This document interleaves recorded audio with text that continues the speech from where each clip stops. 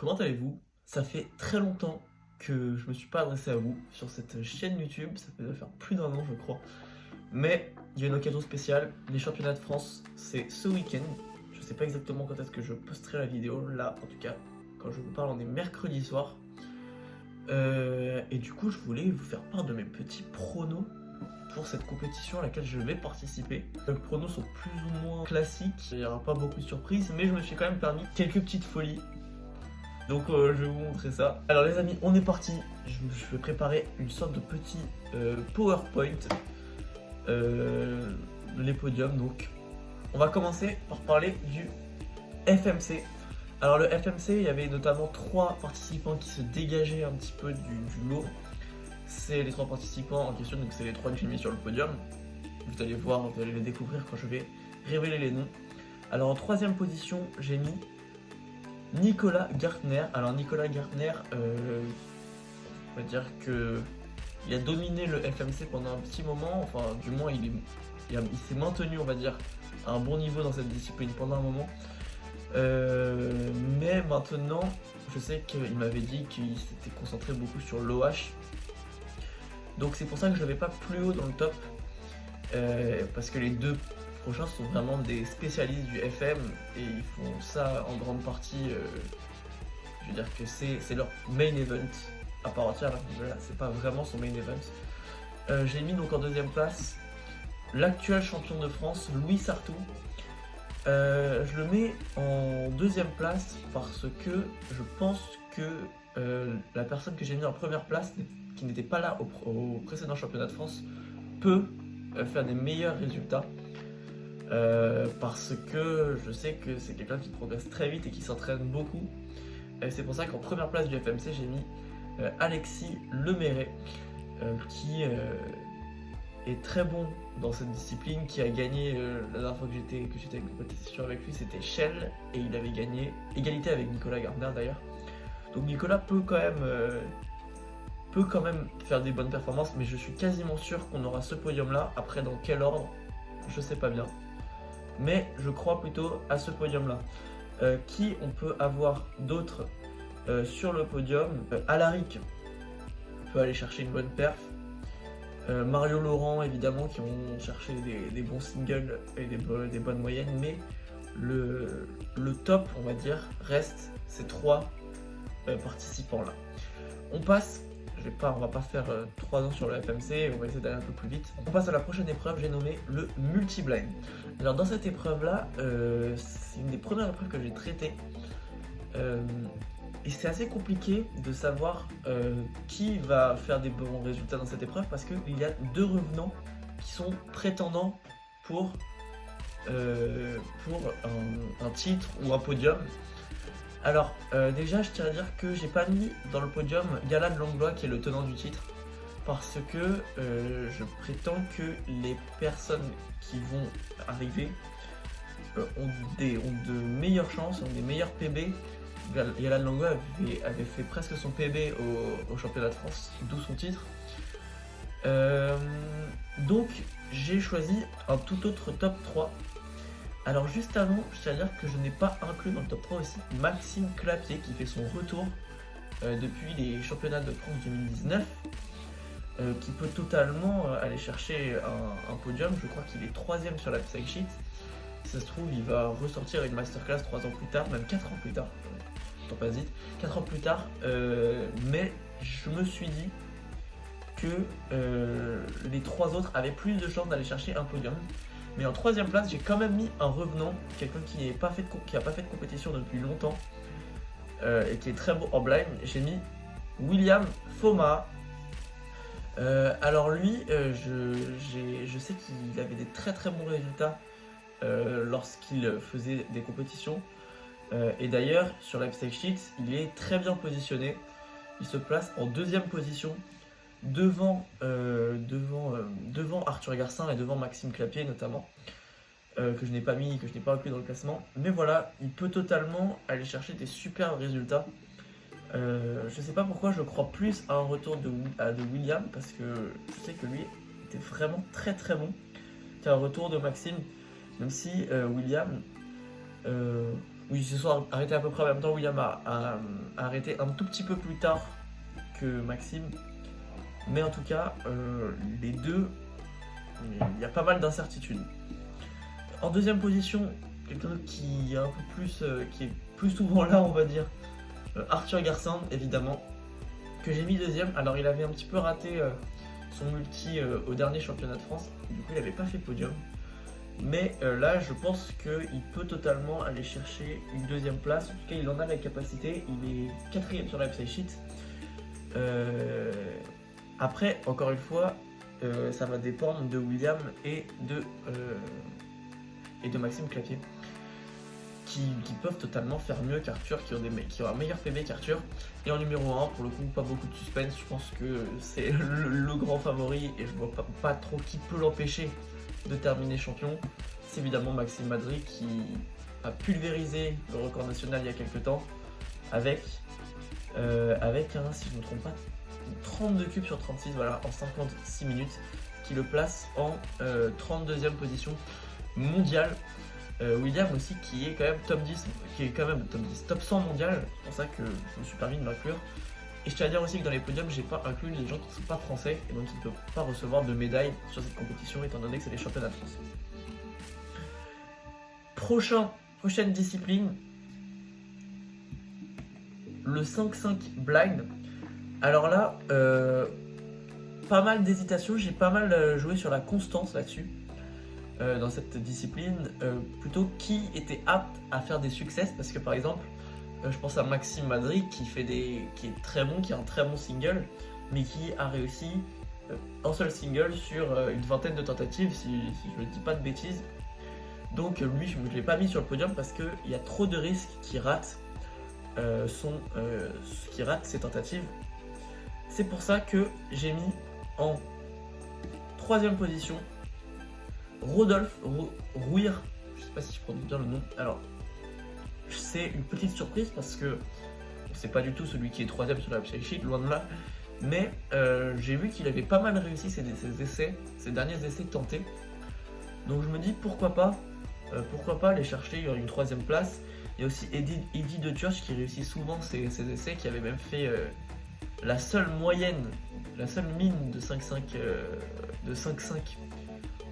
blind aujourd'hui, qui avait fait au championnat de France et qui avait fait 2ème ou 3ème, je ne sais plus exactement. Mais en tout cas, voilà, Rodolphe peut totalement aller chercher une 3ème place. Et en 2ème place, j'ai encore une fois mis Arthur Garcin, qui évidemment c'est un incontournable du blind français aujourd'hui. Il est, je crois, 2ème sur la website sheet parmi les Français. J'aurais pu mettre Thiago Etche, qui est une sorte d'étoile montante un petit peu du speedcubing de blind, mais pas mal d'incertitudes aussi. 9 essais tentés, un seul réussi. Donc voilà, j'étais pas sûr, même si dans le cas d'une réussite, il peut totalement être terminé devant Arthur. Et en numéro 1, alors là, encore une fois, pas mal d'incertitudes, mais j'ai mis William Foma qui revient. Alors, il faut savoir qu'en fait, quand il était champion, il avait une grande longueur d'avance devant Arthur Garcin. Il avait plus d'une minute, il était plus d'une minute devant lui. C'est pour ça que je l'ai mis, parce que je me suis dit qu'il avait une petite marge. Il est 32e mondial quand même, Arthur 59 et Thiago 77. Donc je me suis dit qu'il pouvait totalement terminer champion de France. On passe au 4-4 blind, et là en 3ème position, j'ai mis Arthur Garcin.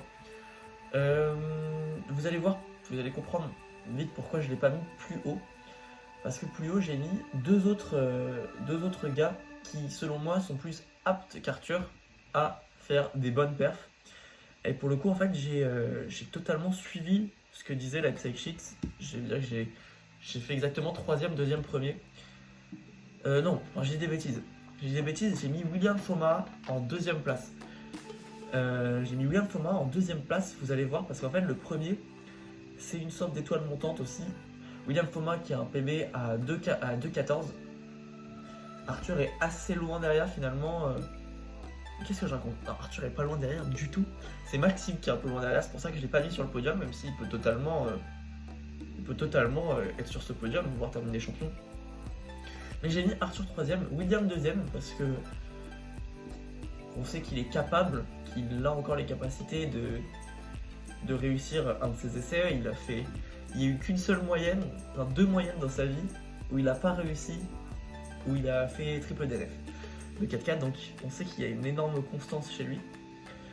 Et en numéro 1, j'ai mis Thiago Etche pour sa première potentiellement, pour son premier podium et donc sa première place pour un premier podium. Parce que il rate très peu ses essais et il est très constant en dessous de 3 minutes. Là je veux dire, quand je dis qu'il rate très peu ses essais, il est totalement capable d'en réussir. En fait il en a réussi 2 ces derniers temps. Et c'est 2 qui étaient dans la même moyenne en fait. Donc je pense qu'il est totalement capable d'aller chercher une première place si, dans le cas où il réussit ses essais, mais il y a toujours cette incertitude au sujet des Big Blind. On passe au clock. Alors là, les 2 premières positions étaient assez évidentes, mais la 3ème c'était très dur pour moi de trouver. On a notamment Anthony que j'aurais pu mettre, qui est 3ème meilleur AVG sur la website sheet. On a Paul Luciouch qui est, je sais pas si je prononce bien son nom, qui est vice-champion de France de clock.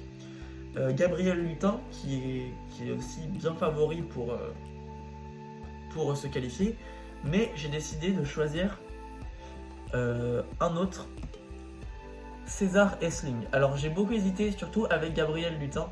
Pourquoi? Parce que je me suis dit qu'Anthony et Paul avaient d'autres main events que le clock à bosser, alors que Gabriel et César, ils passent vraiment tout leur speedcubing sur le clock. Donc c'est les 2 qui vont train beaucoup pour ces championnats.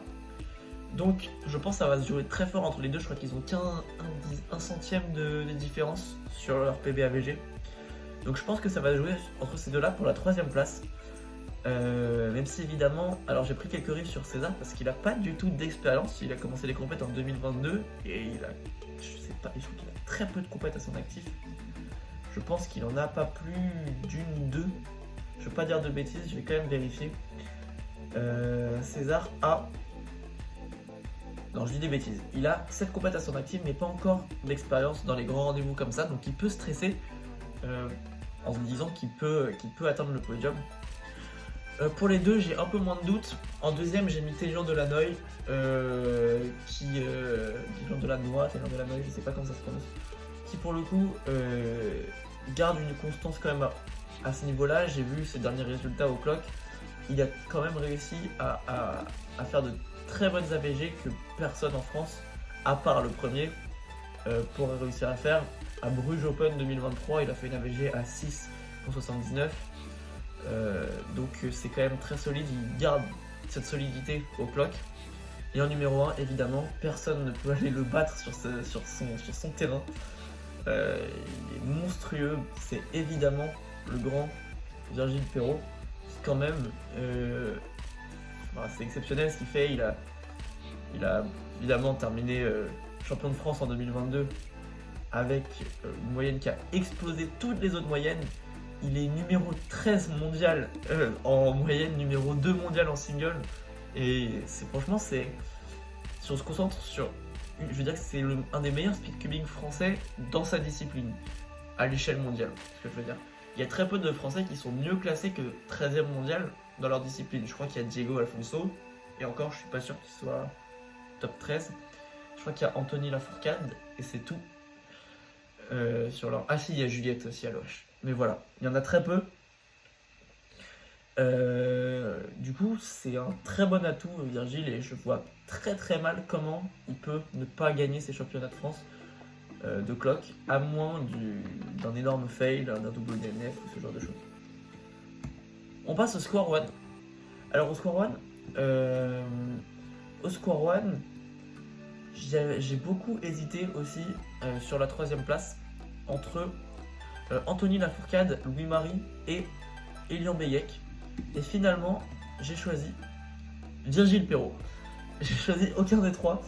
Virgile Perrault parce que Virgile monte beaucoup au score 1. Il fait que progresser en fait. J'ai regardé ses derniers résultats. Ils sont chacun mieux les uns que les autres. Donc assez impressionnant. pour ça que je me suis dit qu'il pouvait totalement réussir cette troisième place, même si je pense qu'il va beaucoup train le clock. Que dire d'autre sur Virgile? Je crois aussi que c'est un mec qui se fout pas du tout la pression pour les grands rendez-vous. Alors, il me dira si je me trompe, mais dans mes souvenirs, il était assez détente quand j'ai parlé. Donc c'est pour ça que je mets Virgile Perrault en troisième place du Square One. Je pense qu'il peut totalement aller chercher ce podium. En deuxième, j'ai mis l'actuel champion de France, Paul Lucie. Parce que je pense que la personne en première position, je pense pas qu'il va maintenir son titre parce que la personne en première position, je pense, est plus apte à aller chercher des bons résultats. En tout cas, c'est celui qui cherche les meilleurs résultats ces derniers temps. C'est évidemment Lucas Deglise. Alors, il avait raté sa finale en 2022. Mais je pense que voilà, il a eu, je crois, pas mal de finales ratées, Lucas, dans pas mal d'épreuves. Et je pense que cette fois-ci, ça peut être la bonne pour lui. Du moins, je l'espère pour lui, parce que ce serait mérité. Et c'est lui qui domine le Square One français depuis maintenant quelques temps. Donc voilà, j'espère pour lui qu'il pourra aller enfin chercher ce titre de champion de France. Est-ce qu'il a déjà été champion de France? On va vérifier ça ensemble. Il a jamais été champion de France. Il a fait troisième place en 2022, deuxième place en 2019, troisième place en 2018, mais il a jamais été chercher cette fameuse place de champion. Et je pense que ça peut être la bonne année pour lui. En tout cas, il a totalement les capacités pour le faire. Le Skew maintenant. Alors la troisième place aussi, encore une fois, beaucoup d'hésitation, un peu moins pour les deux premières. Ça se jouait pas mal entre Clara Lafourcade, qui a une moyenne à 3,19, Elior Beguet, 3,20, ou encore Lucas Maillard, 3,22. Alors j'ai tout de suite éliminé Lucas Maillard parce qu'il n'a pas fait de compète depuis très longtemps. Donc je l'ai mis de côté. Et qui j'ai mis du coup, vous allez le découvrir. J'ai mis Elior Beguet. Parce que Clara, j'ai regardé ses derniers résultats, il y a beaucoup, enfin c'est assez régulier pour le coup, c'est entre 4 et 5 secondes, mais Elian, il y a beaucoup de 3 secondes, de moyenne dans les 3 secondes, qu'on ne retrouve pas du tout chez Clara pour le coup. C'est pour ça que j'ai mis Elian en troisième place, et pour le coup les deux premiers, c'était assez évident pour moi. Deuxième, j'ai mis Maxence Baudry, top 40 mondial, qui, voilà, devrait, à moins d'un fail, avoir cette place assurée sur le podium, et je le mettrai plutôt deuxième parce que en premier, on a quand même en France le 7ème mondial de Skew, le grand Anthony Lafourcade, qui pour le coup, peut-être que Maxence peut faire mieux qu'Anthony, c'est une possibilité, mais je pense quand même qu'Anthony va aller chercher ce titre parce qu'il est quand même vachement favori. Et puis il a quand même des podiums de championnat du monde, podium 3ème au championnat du monde 2015, 3ème au championnat d'Europe 2022 au Skew. Évidemment, il gagne les championnats de France en 2022, 2019, 2016, 3ème en 2018-2017, il gagne en 2015 et il gagne en 2014. Donc voilà, il a l'expérience de ces grands rendez-vous et je pense qu'Anthony va totalement aller chercher cette première place au Skew. On passe au méga. Alors au méga, il y avait pas mal de décisions. Il y avait notamment 4 noms qui ressortaient. Je vous dirai le 4ème à la fin qui peut totalement arriver sur le podium. Mais en 3ème place, j'ai mis Pablo Contreras. Alors Pablo, pourquoi je l'ai mis? Parce qu'en fait, il traîne beaucoup le Megami. J'avais parlé un petit peu avec lui. Bon, c'était il y a un petit moment déjà, mais il me disait qu'il s'était pas mal entraîné sur cette épreuve. Et je vois que ses résultats sont en pente montante, qu'il progresse beaucoup. Donc je pense qu'il peut totalement aller chercher cette 3ème place. Même si, alors je vais vous le dire tout de suite, ce sera plus simple. Je pense qu'il faut faire attention à Ulysse Merlan, qui peut totalement aller aussi chercher la 3ème place. Ils sont très proches au niveau du PBAVG. Et les deux s'entraînent pas mal sur cette épreuve. Alors, dans les 2ème et 1ère places, il y a 3 noms qui ressortaient, mais enfin, je parle à l'échelle nationale, il y a 3 noms qui ressortent, mais Victor Weisman, que j'aurais mis en 2ème place, voire peut-être 1ère place, ne s'est pas inscrit au championnat. Je sais pas pourquoi exactement. C'est pour ça que j'ai mis Rémi Perrin en 2ème place, qui a une belle marge d'avance sur Pablo, mais aussi une belle marge de retard sur la première, qui est évidemment Juliette Sébastien, l'actuelle tenante du titre au Megamix. Voilà, je pense totalement que Loïc, pour le coup, c'est Loïc Perrin qui est, je pense, un peu moins connu du grand public. Moi, qui suis pas trop le Megamix, je le connaissais pas. Même si le gars a quand même une 3ème place au championnat de France Omega l'année dernière, parce qu'il est terminé derrière Juliette et Victor justement. Donc voilà, pas trop de changements là-dessus au niveau du Megamix. On passe au 3-3 blind. Et au 3-3 blind, alors là, il y a une interrogation qui est Quentin Rivaud. Quentin Rivaud qui peut-être peut aller chercher son premier podium de sa vie en 3 blind. Enfin, son premier podium de championnat de sa vie, virgule, en 3 blind. Pas son premier podium de sa vie en 3 blind, mais son premier podium de sa vie au championnat de France. Parce que il a un single qui est très très bon, mais il est pas très régulier. C'est-à-dire qu'il a un super potentiel, mais voilà, ça fluctue beaucoup ses temps. Donc s'il fait un bon temps, il peut totalement terminer 3ème, mais je ne l'ai pas mis là parce que je me suis dit qu'on allait privilégier la régularité. C'est pour ça que j'ai décidé de mettre Galad Langlois, parce que c'est un gars qui fait beaucoup, qui réussit beaucoup et qui est très constant au plus haut niveau. Il est 4ème sur la Psy-Sheet, single à 33, même s'il y a beaucoup d'autres personnes qui peuvent y prétendre, Jonathan Daman, même William Foma, peut-être si dans le cadre d'un retour en force. Mais j'ai mis Galad Langlois parce que je pense que c'est celui qui est le plus apte à être régulier à ce niveau-là. Et les deux premiers, pas trop de surprise. J'ai mis évidemment Maxime Madric qui est largement installé dans cette 2ème place à l'aveugle, et évidemment numéro 1, je vois pas, à moins d'un triple DNF, qui peut l'empêcher d'aller chercher la première place, Arthur Gaston. On passe au Pira. Alors, pour le Pira, j'ai mis en 3ème position, j'ai mis Louis-Marie Rateau, qui est très régulier ces derniers temps au Pira, même si c'est pas du tout... Enfin, il est 3ème en fait sur la Psy-Sheet. Je pense que le podium est assez dessiné, en fait, parce qu'il y a quand même un gap énorme entre le 3ème et le 4ème, en tout cas sur la Psy-Sheet. Après, on sait jamais sur une AVG ce qui peut se passer. En 2ème place, je mets Jules Desjardins, évidemment, malgré le fait que le premier soit bien installé en tant que premier, justement. Jules est souvent là lors des grands rendez-vous et peut même aller chercher la première place, parce qu'il a un petit côté résilience et comment dire, accorde moins d'importance, j'ai l'impression, que Diego, que j'ai mis en première place, même si je pense que quand même Diego est au-dessus de Jules en ce moment, largement. Mais Jules peut totalement aller chercher une première place, comme Jules a cherché la première place au championnat de France en 2022, alors qu'il n'était pas du tout favori. Voilà le podium que je mets moi, mais je pense que les noms peuvent s'inverser parmi ces trois gars-là. 7x7, on passe au Big Cube. Maintenant, donc en 3ème position, j'ai mis Louis Fertier, qui s'impose un petit peu comme un cadre des Big Cubes. Maintenant, on le voit depuis quelques temps. Les podiums sur les Big Cubes vont un petit peu se ressembler. Alors, il y a quelqu'un que j'ai mis en 2ème place du 7-7, que je n'ai pas mis sur les autres events, par contre, c'est Étienne Aubry, qui pour le coup est très très bon sur le 7-7. Si je me trompe pas, est-ce qu'il serait pas numéro 2 français du 7-7 à vérifier. En tout cas, il est numéro 2 sur la Psy-Sheet sur cette discipline. Non, il est numéro 3, je pense qu'il y a Peter qui est devant lui, mais Peter ne participe pas, c'est pour ça que je ne l'ai pas mis.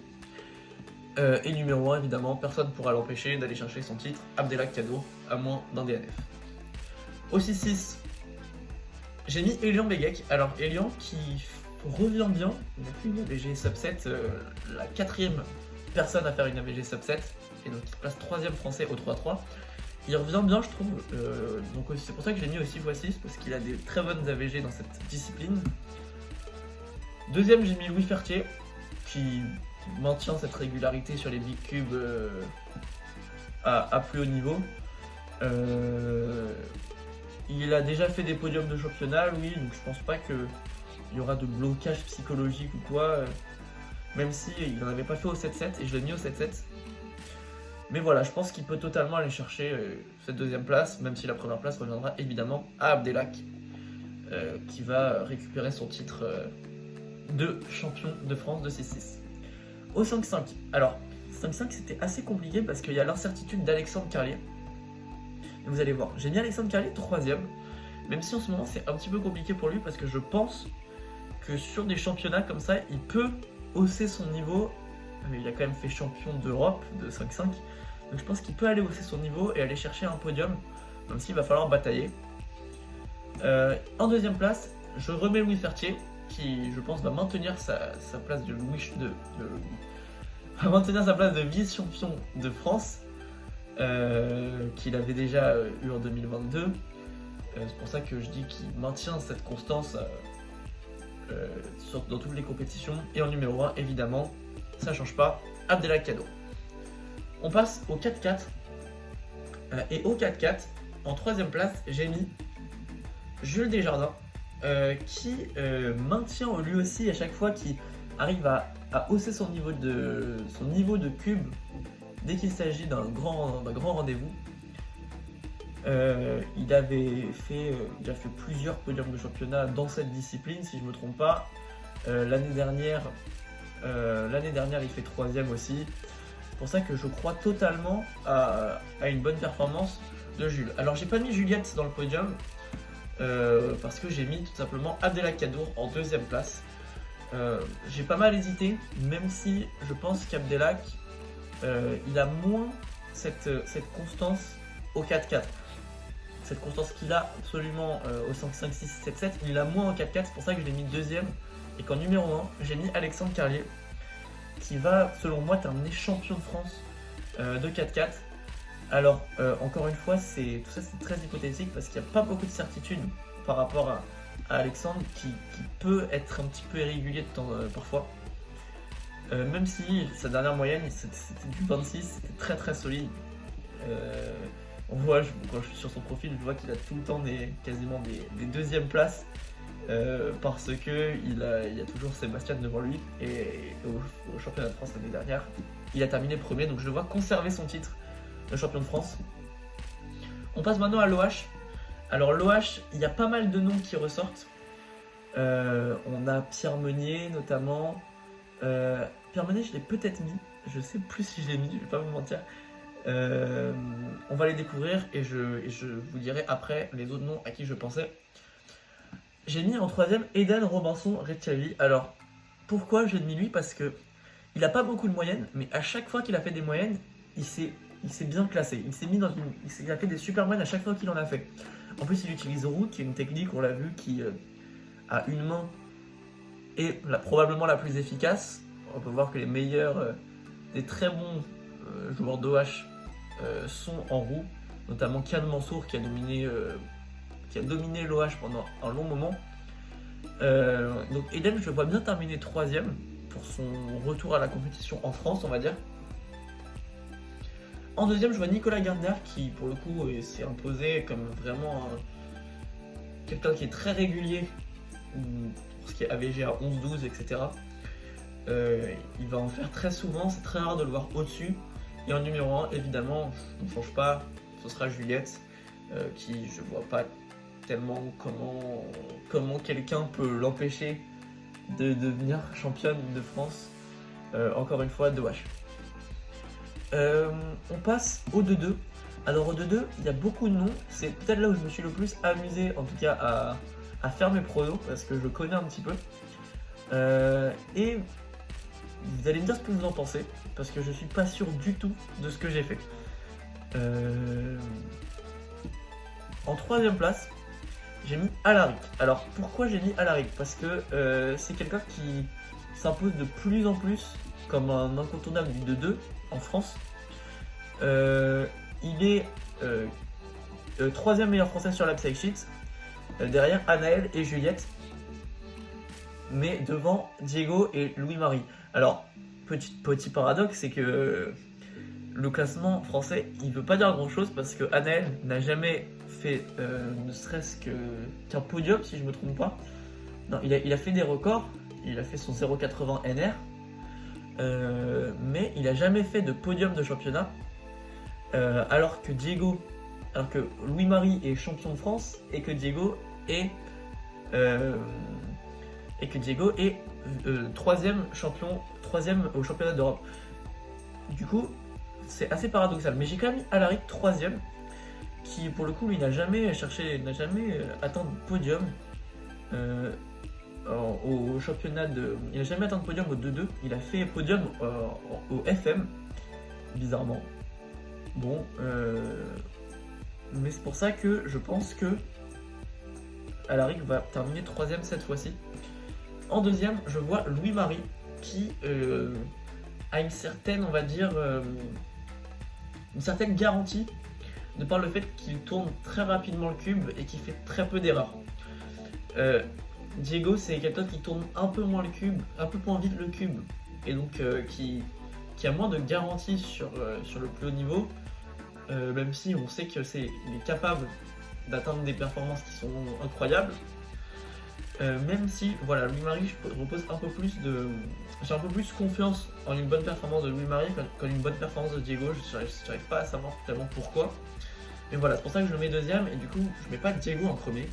Et là, je mets Anaël, qui termine champion. Haha, humour, très drôle. Anaël qui va terminer champion de France pour moi de 2x2. Pourquoi parce que je pense qu'il a passé un cap.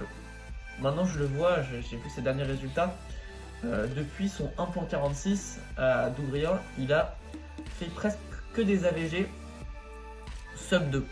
Alors que pourtant, il a galéré pendant très longtemps pour atteindre ce cap. AVG sub 2. Il a même fait donc une AVG qu'on appelle pure sub 2 avec son 1.46, c'est-à-dire qu'aucun temps au-dessus de 2 secondes. Donc très très fort. Il a attendu 2022 pour faire 2021 pardon, pour faire sa première moyenne. Je dis des bêtises. Il a attendu 2020 pour faire sa première moyenne sub 2, et maintenant c'est très très régulier à ce niveau-là. Du coup, je vois bien Anaël, si il ne stresse pas trop, terminer premier du 2x2. Et pour terminer le 3x3, alors là, le 3x3, je crois que je me suis un peu emballé dans mes pronos. J'ai un peu mis mes potes, du moins les gens que j'apprécie beaucoup, sur les marches du podium. J'ai mis Pierre Meunier en troisième. Pierre Meunier parce que je pense qu'il est totalement capable, même si en vrai la raison m'aurait dit qu'un mec comme Pablo a plus de chances d'être sur le podium. Mais je pense que Pierre peut totalement aller chercher son premier podium au championnat de France, parce que ce serait une première pour lui. En deuxième, et là c'est la petite surprise, j'ai parlé avec lui juste avant de faire cette vidéo et il m'a dit, moi mon objectif c'est d'être champion.